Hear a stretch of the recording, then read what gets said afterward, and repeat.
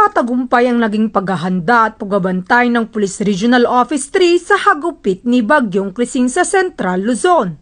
Ito ay dahil sa mahigpit na pinag-utos ni Police Brigadier General Ponce Rogelio Piñones Jr., Regional Director ng Police Regional Office 3. Hindi maitatanggi na malakas ang ulan ang dulot ni Bagyong Crising, na kung saan nabaha ang mga ibang kabahayan sa mga ilang lugar sa Central Luzon na laging nalulubog sa baha sa tuwing panahon ng tag-ulan. Dahil sa pagtama ng bagyo, nakahanda ang search and rescue equipment at nakaabang ang ating mga kapulisan 24/7 kung sakaling mangailangan ng tulong ang ating mga kababayan. Binantayan din ng ating mga pulisya ang mga ilog sa anumang oras ay posibleng umapaw.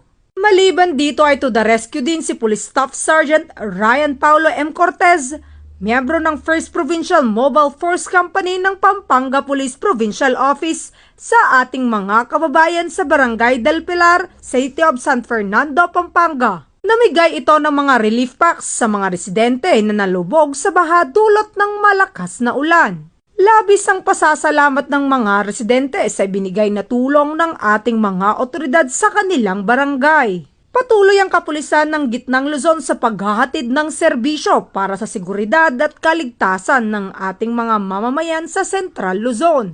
Mula dito sa Central Luzon, ang inyong PNN correspondent, Police Corporal Giselle V. Rivera, alagad ng batas, tagataguyod ng Balitang Pulis.